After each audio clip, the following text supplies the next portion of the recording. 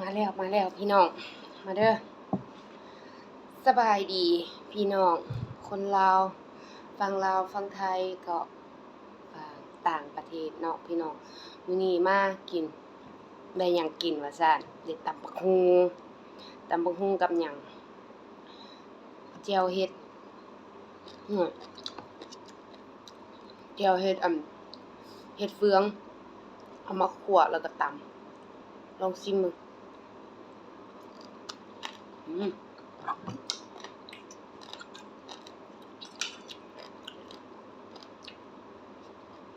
อืม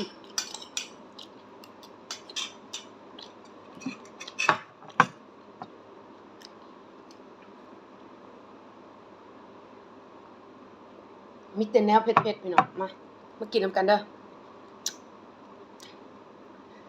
สบายดีมาพบกับช่องสาวลาวในต่างแดนมื้อนี้ได้หยังกินเนาะว่าซั่นได้ตำบักหุ่งคือเก่าแล้วก็อยู่เฮือนคือเก่าบ่ได้ไปไสเนาะอยู่เฮือนเด้อพี่น้องเด้อมา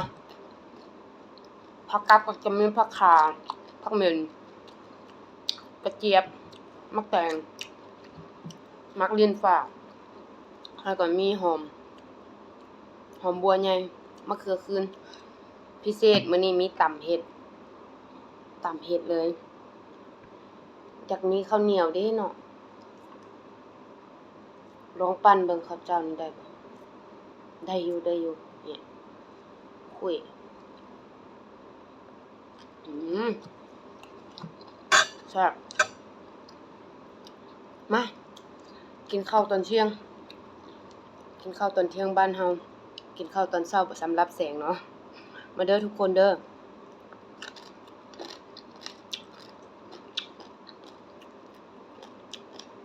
ตำบักหุ่งก็แซ่บ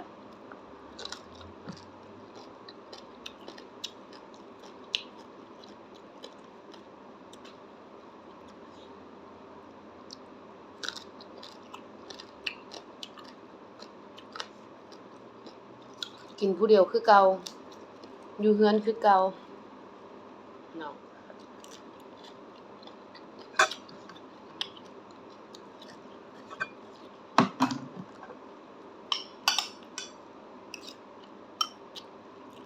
จะตักรสบ่มีข้าวเหนียวเนาะแซ่บ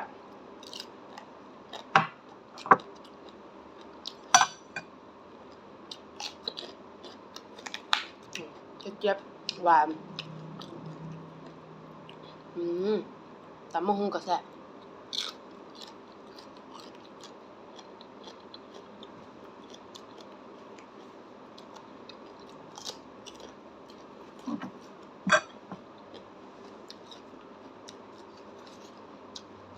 ผักเหม็นก็มีพี่น้องมาเด้อ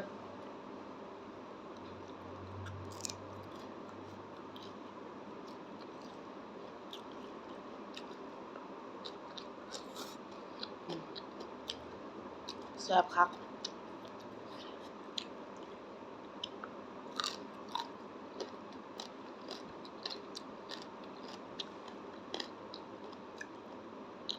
ตำเผ็ดอันนี้ถือว่าแซ่บ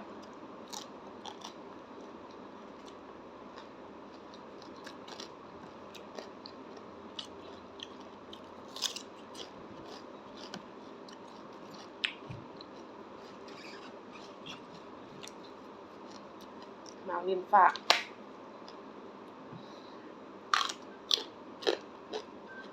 แซ่บบ่ขม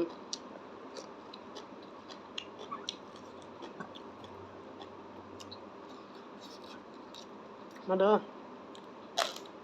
กินน้ำกันอืม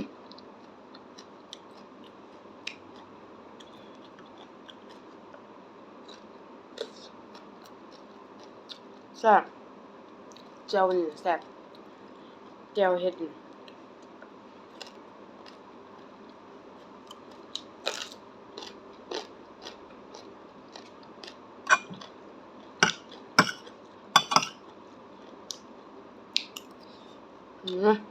ขอโทษขออภัยเด้อแซ่บอืมตำบักหุ่งหรือตำบักเผ็ดบ่ฮู้แหละ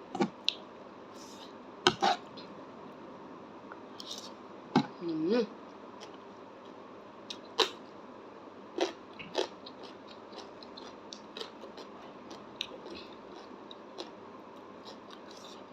หอมบัวใน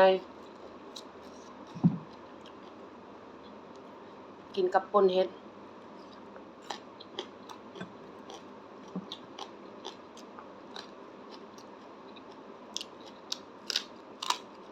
อืม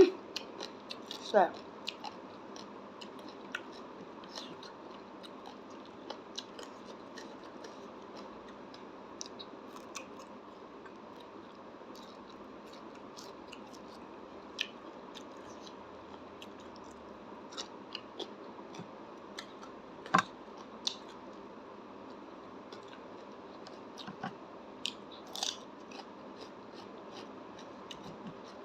แซ่บพี่น้องเอาหอมแป้นอันนี้กินกับหยังก็แซ่บได้เพราะหอมแป้น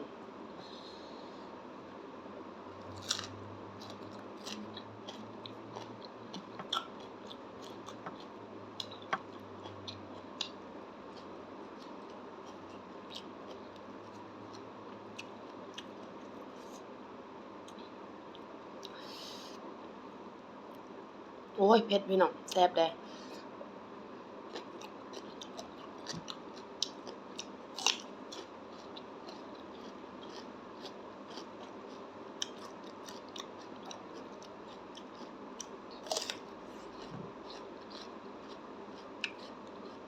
มักกะคืน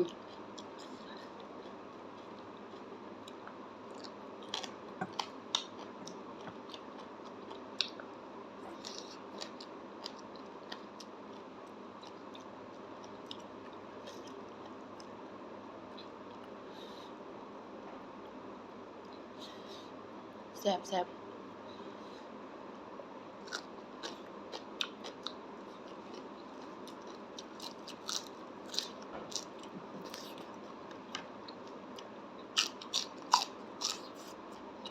กินปาก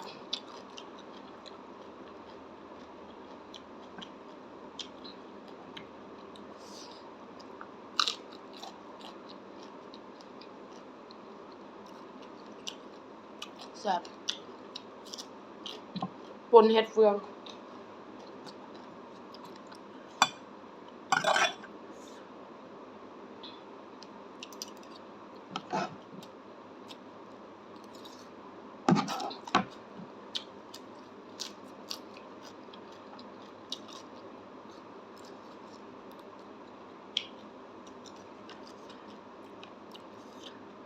ผักเหม็นนี่แซ่บ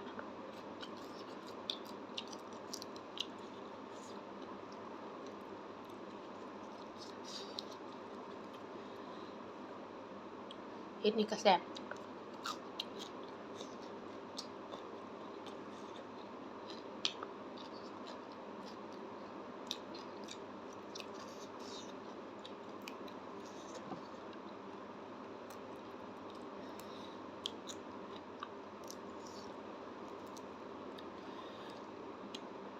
คุยตำมะฮุง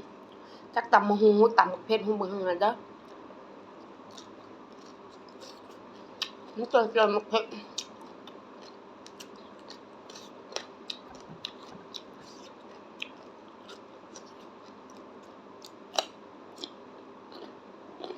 อืม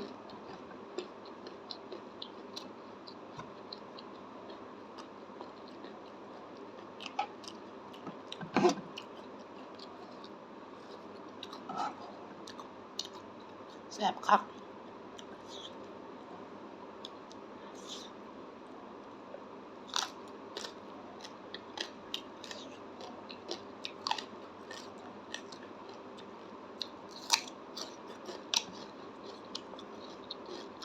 แจ่วนี่ก็เผ็ด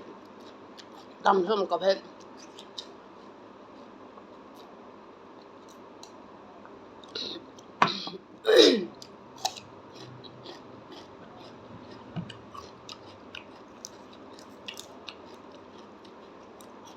อยากได้ข้าวเหนียว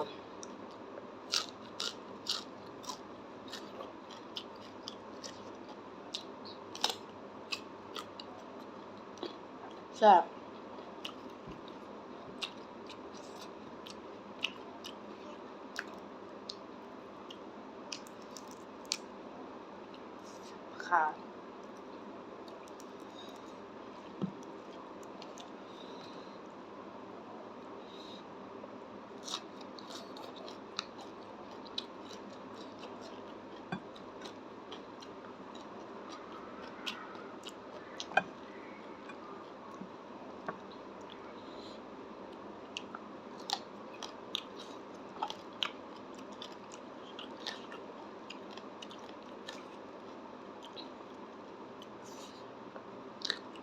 แซ่บ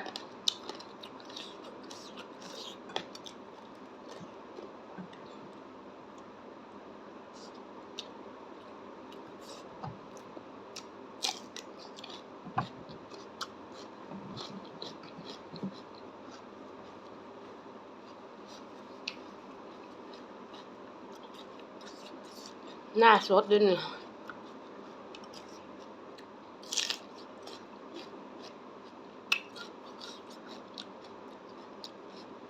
บ่ได้เสริมบ่ได้แต่ง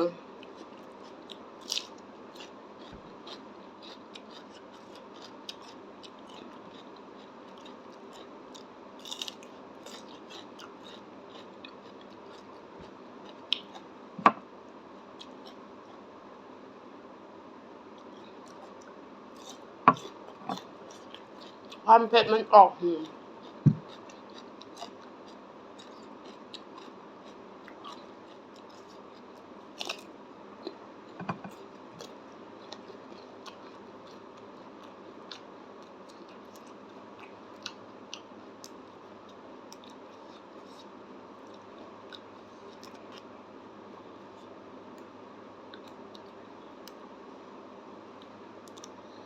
เหม็น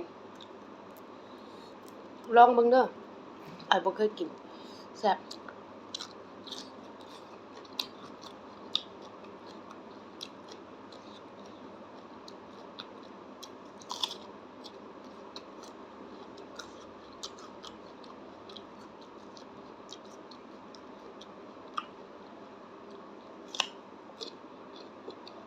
หวาน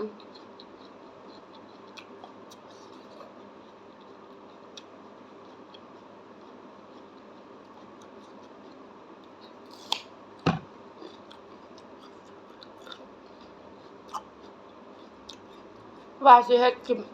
ปูดองให้เบิ่งเดี๋ยวถ้าเบิ่งคลิปต่อไปเด้อ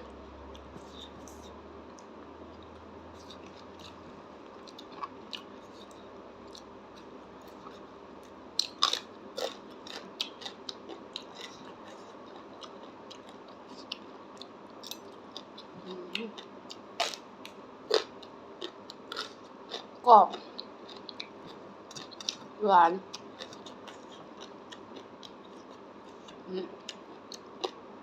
คำอุ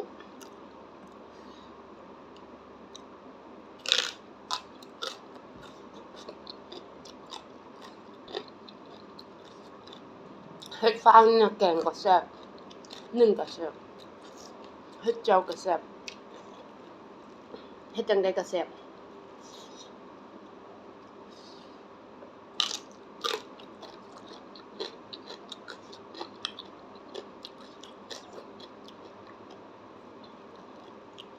แซ่บแฮงมากอันมักลิ้นไหม้นี่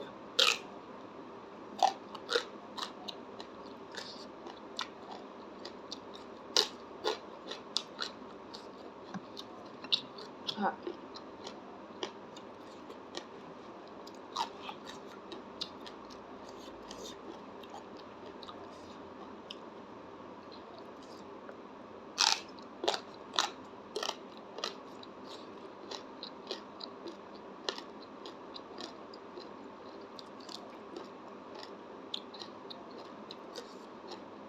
มันจะกรอบ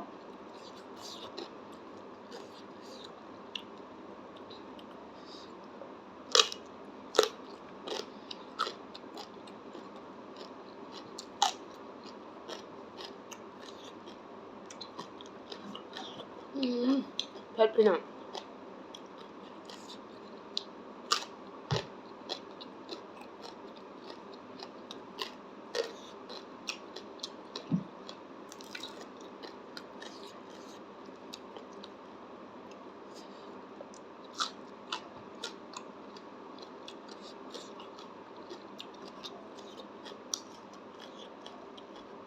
แซ่บเด้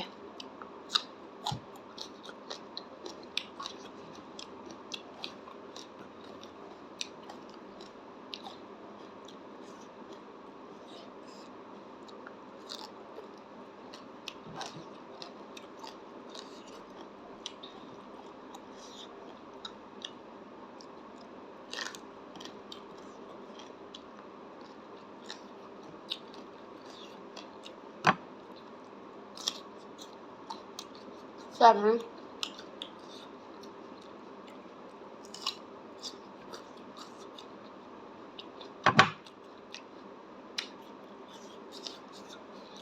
บ่ไหวเผ็ดแห้งพี่น้องอิ่ม